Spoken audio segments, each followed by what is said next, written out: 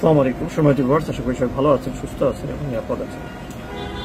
Police রিমান্ডে থাকা গ্রেপ্তারকৃতদের বা আসামিদের আসলে জিজ্ঞাসাবাদে কি তথ্য পুলিশ পাচ্ছে, এটা আসলে মিডিয়ায় আসার কথা না। কারণ জিজ্ঞাসাবাদে পুলিশ যে তথ্য পায় সেটা পুলিশ যদি মনে করে তাহলে আদালতেই সেটা উপস্থাপন করবে। কিন্তু সেই আগের মতোই দেখা যাচ্ছে যে পুলিশ রিমান্ডে পুলিশের কাছে দেয়া তথ্য যেটা দাবি করা হচ্ছে, পুলিশ বলছে এখানে আসলে ক্রস চেকের কোনো সুযোগ থাকে না। এই কারণে আসলে মিডিয়া আসা সঙ্গত নয়। কিন্তু মিডিয়াগুলো এটা অনেকটা একটা মুখরোচক সংবাদ বা অনেকের কাছে একটু আগ্রহের বিষয় থাকে, সে কারণে মিডিয়াগুলো এই ধরনের পুলিশের বরাত দিয়ে ইন্টারোগেশনে কি কি তথ্য পাওয়া গেল সেটা কেউ কেউ প্রচার করে। অনেক সময় দেখা যায় যে এই তথ্যগুলো সঠিক, অনেক সময় এই তথ্যগুলো সঠিক না। কিন্তু তার আগেই এই কথাগুলো এমনভাবে প্রচার হয়ে যায় মিডিয়ার কল্যাণে যে অনেকের ক্ষেত্রে এটা একটা ইনজাস্টিস বা বিচারের আগেই একটা বিচারিক সিদ্ধান্ত তার পক্ষে সাধারণ মানুষ নিয়ে ফেলে, এরকম একটা বিষয় কিন্তু ঘটে থাকে। তো এগুলো যাতে না হয় বারবার এই চেষ্টা করা হলো, ব্যর্থ হয়েছে। তো সম্প্রতি সেই তথ্যের আলোকেই, যদিও প্রাসঙ্গিক না বা বলা উচিত না, তারপরও বলছি যে সালমান এফ রহমান এবং সাবেক আইনমন্ত্রী আনিসুল হক দুজনের গ্রেপ্তার এবং গ্রেপ্তারের সময় তাদের যে চেহারার পরিবর্তন, এটা সারা দেশের মানুষের মধ্যে একটা কৌতূহল তৈরি করেছিল। এবং তারা গ্রেপ্তার হওয়ার পরে তাদের যখন ইন্টারোগেশন হলো, ইন্টারোগেশনে অনেক তথ্য জানা গিয়েছে ইতিমধ্যে, যেটা বলা হচ্ছে পুলিশের ভাবে। তো আরো একটা নতুন তথ্য যেটা অনেককেই ভাবাবে, যা পুলিশকে বলেছে বলে পুলিশ দাবি করছে ইন্টারোগেশনে। আসুন একটা পত্রিকা বিডি নিউজ 24 সে কি বলেছে, বিশেষ করে সালমান এফ রহমান এই তার পালানোর বিষয়টা, আত্মগোপনে থাকার বিষয়টা কি বলেছে আমরা পত্রিকা থেকে একটু জানি। পত্রিকাটা নিউজ করেছে এরকম যে বঙ্গোপসাগরে 7 দিন ভেসেছিলেন সালমান আনিসুল। পাড়ি দিতে চেয়েছিলেন মিয়ানমার, ভারত সুবিধা করতে না পেরে, মায়ানমার বা ভারত তাদের টার্গেট ছিল, কিন্তু সুবিধা করতে না পেরে বঙ্গোপসাগরে 7 দিন ভেসেছিলেন সাবেক প্রধানমন্ত্রী বেসরকারি বিষয়ক উপদেষ্টা সালমান এফ রহমান এবং সাবেক আইনমন্ত্রী আনিসুল হক। পরে 13ই আগস্ট নৌপথে পালানোর সময় রাজধানীর সদরঘাট এলাকা থেকে এই দুজনকে গ্রেপ্তার করে পুলিশ। যদিও এই যে সদরঘাট এলাকা থেকে গ্রেপ্তার হয়েছে নিয়ে নানা সমালোচনা কিন্তু এখনো আছে, তারপরও যেহেতু নিউজে আসছে বিষয়টা আমরা একটু পড়ি। গত 5 আগস্ট শেখ হাসিনা সরকারের পতনের দিন বাসা থেকে বের হয়ে ঢাকার চারপাশে ভয়ঙ্কর অবস্থা বুঝতে পারেন সালমান এফ রহমান। বিমানবন্দর সহ সব জায়গা থেকে ইতিবাচক সাড়া না পেয়ে সরাসরি চলে যান উত্তরায় নিজের মালিকানাধীন একটি জুট মিলে। সেখানে গিয়ে ছদ্মবেশ ধারণ করতে মুখ ভর্তি সফেদ সাদা দাড়ি নিজেই কাটেন। পরে ইঞ্জিন চালিত নৌকায় করে রাতে দেশ ছাড়ার প্রস্তুতি নিয়ে জুট মিল ত্যাগ করেন। মহানগর গোয়েন্দা পুলিশ, ডিবি হেফাজতে এসব কথা বলেন তিনি। সালমানের বরাত দিয়ে তদন্ত সংশ্লিষ্টরা জানান, বেক্সিমকো গ্রুপে কর্মরত নৌবাহিনীর একজন অবসরপ্রাপ্ত কর্মকর্তা তাকে নৌপথে দেশ ছাড়ার পরামর্শ দেন। সেই কর্মকর্তা মোটা অঙ্কের টাকায় তাকে ম্যানেজ করে দেন একটি ইঞ্জিন চালিত ট্রলার। রাজধানীর 300 ফুট সড়কের কাঞ্চন ব্রিজ এলাকা থেকে ওই ট্রলারে চড়েন সালমান। সঙ্গে নেন স্যাটেলাইট ফোন, বিভিন্ন দেশের মুদ্রা, প্রয়োজনীয় সামগ্রী। সঙ্গী হিসাবে ডেকে নেন তার ঘনিষ্ঠজন সাবেক আইনমন্ত্রী আনিসুল হককে। নৌযানটি চলে যায় সোজা ভোলায়। যাওয়ার সময় মাঝপথ থেকে সঙ্গে নেওয়া হয় যাবতীয় খাদ্য ও জরুরি সামগ্রী। টানা 7 দিন বঙ্গোপসাগরে ভাসতে থাকেন তারা। সুযোগ খুঁজতে থাকেন মিয়ানমার পাড়ি দেওয়ার। মাঝখানে ভারত পাড়ি দিতে সুন্দরবনের ভারত সীমান্তবর্তী এলাকার কাছাকাছি পর্যন্ত গিয়েছিলেন তারা। তবে পরিস্থিতি সুবিধাজনক মনে না হওয়ায় নৌকার সারেং ফিরে আসেন ভোলা এলাকায়। সিদ্ধান্ত নেন মিয়ানমার পাড়ি দিবেন।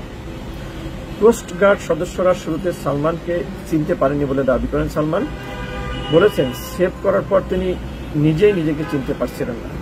কোস্টগার্ডের সদস্যরাও তাকে শুরুতে চিনতে পারছিলেন না। তারা প্রথমে আনিসুল হককে চিনে ফেলেন। জিজ্ঞাসাবাদের এক পর্যায়ে আনিসুলই কোস্টগার্ডের সদস্যদের সালমানকে চিনিয়ে দেন। ডিএমপি সূত্রে জানা যায়, গত 13ই আগস্ট সালমান এফ রহমান ও আনিসুল হক পালানোর চেষ্টা করেছেন। গোয়েন্দা সূত্র এমন খবর পেয়ে রাজধানীর সদরঘাট এলাকার অভিযানে যায় পুলিশের একটি দল। নিরাপদ রুট মনে করে এই দুই নেতা নৌপথে পালানোর চেষ্টা করছিলেন, তখন সেখান থেকে তাদের গ্রেপ্তার করা হয়। পরদিন 14ই আগস্ট নিউ মার্কেট এলাকার দোকান কর্মচারী শাহজাহান আলীকে হত্যার অভিযোগ করা মামলায় তাদের দুজনের 10 দিনের রিমান্ড মঞ্জুর করেন ঢাকা মেট্রোপলিটন ম্যাজিস্ট্রেট মামুনুর রশিদ। প্রথম দফায় রিমান্ড শেষে 24 আগস্ট নিউ মার্কেট এলাকায় অনার্স চতুর্থ বর্ষের শিক্ষার্থী সবুজ আলী 26 এবং লালবাগ খালিদ হাসান সাইফুল্লাহ নামে একাদশ শ্রেণীর আরেক শিক্ষার্থীকে হত্যার ঘটনায় দায়ের করা দুইটি মামলায় সালমান ও আনিসুলকে 10 দিনের রিমান্ড নেওয়া হয়। গত 16 ও 18 জুলাই কোটা সংস্কার আন্দোলনের সময় তারা নিহত হন। এখন সালমানের বরাত দিয়ে আরো জানানো হয়েছে, এ সালামের মাধ্যমে দেশ থেকে পাচার হওয়ার 1.5 লাখ কোটি টাকার অর্ধেকই শেখ হাসিনা এবং সজীব ওয়াজেদ জয়কে দেওয়া হয়েছে। বাংলাদেশ ব্যাংকের তৎকালীন গভর্নর আব্দুর রউফ তালুকদারের সরাসরি তত্ত্বাবধানে এসব অনিয়ম হয়, তবে এসব বিষয়ে কেউ একটু শব্দ করার সাহস করেনি।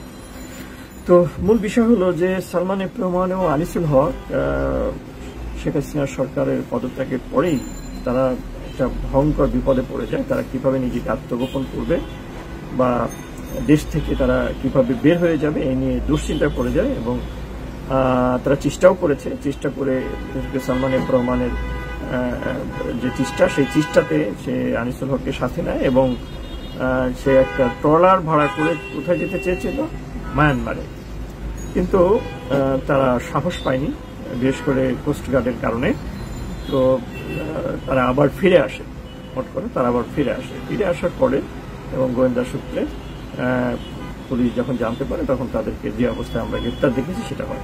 তো এই যে একটা পরিস্থিতি, একজন দেশের প্রখ্যাত একজন ব্যবসায়ী এবং উনি একজন ধনী ব্যক্তি এবং আরেকজন দেশের একজন প্রখ্যাত আইনজীবী এবং একজন সাবেক বিখ্যাত বিচারপতির ছেলে, তাদের এই যে করুণ পরিণতি, এটা কেন হলো? এই বোধোদয় কি তাদের আগে হয়নি যে এই সরকার যেভাবে দেশ পরিচালনা করছিল, বিগত শেখ হাসিনার সরকার যেভাবে দেশ পরিচালনা করছিল, তাদের যে সামনে একটা বিপদ আসছে, বিপদ থাকবে, এটা তো তারা বুঝতে পেরেছিল বলে আমরা যতটুকু মনে আছে যে আনিসুল হক গত নির্বাচনের আগে যখন তার এলাকায় নির্বাচনী ক্যাম্পেইন করতে গিয়েছে, সেখানে কিন্তু তাকে মানুষকে ভোট দিতে বা এই সরকারের পক্ষে কাজ করতে কিন্তু ক্যাম্পেইন করেছে এবং সেখানে সে কি কথা বলেছিল এটাই যে সরকার যদি ক্ষমতায় আসতে না পারে তাহলে তারা কেউ বাঁচবে না। অর্থাৎ এই দলের নেতাকর্মী, আওয়ামী লীগের নেতাকর্মী, সমর্থক এবং নেতা, তারা কেউ বাঁচতে পারবে না। এ ধরনের বক্তৃতা কিন্তু তিনি পাবলিকলি করেছিলেন। তো এইরকম যখন একটা পরিস্থিতি হয়, তারা কেন সুমতিতে ফিরে আসলো না? তারা কেন শেখ হাসিনাকে আবার রাইট ট্র্যাকে ফিরে আনতে পারলো না? এটা কিন্তু এখন একটা বড় প্রশ্ন।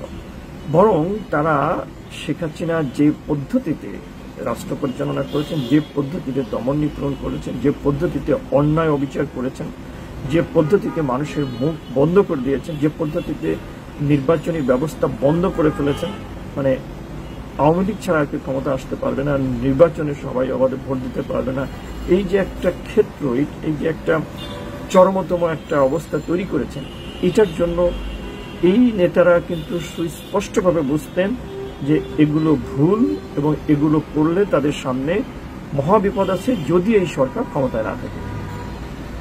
এরূপ ধারণা থাকার পরও কিন্তু তারা এই সরকারকে সমানভাবে সাপোর্ট করে গিয়েছে এবং নানা ধরনের অপরাধ করতে সহযোগিতা করেছে।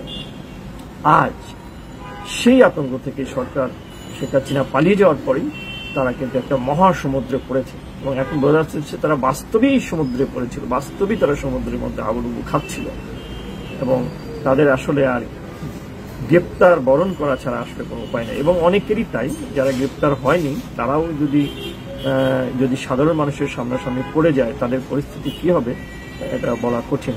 তবে যারা গ্রেপ্তার হয়নি, ধরা যায় যে তারা যদি গ্রেপ্তার হয় তাহলে আইনি প্রক্রিয়ার মাধ্যমে আসলে মোটামুটি তাদের একটা পরিণতি সব বুঝতে পারবে তারা এবং আইনি প্রক্রিয়ার মাধ্যমে তারা তাদের অপরাধ করবে সেটার বিচারের প্রক্রিয়ায় তারা মোটামুটি একটা আস্থা রাখতে পারে। তাছাড়া যদি জনরসে পড়ে তাহলে কিন্তু পরিস্থিতি খুব একটা ভালো হবে না। তো আনিসুল হক এবং সালমান এফ রহমানের মতো গত সরকারের প্রভাবশালী ব্যক্তিদের ভাগ্যে যা ঘটেছে তা কোনোভাবেই কাম্য না, আমরা সেটা প্রত্যাশা করি না। এরকম কারো মানে নির্বুদ্ধিতা বা কারো অপরাধ কর্ম সংগঠনের জন্য এই ধরনের জীবনকে বেছে নেব। ভালো থাকুন, সুস্থ থাকুন, নিরাপদ থাকুন। আল্লাহ হাফিজ।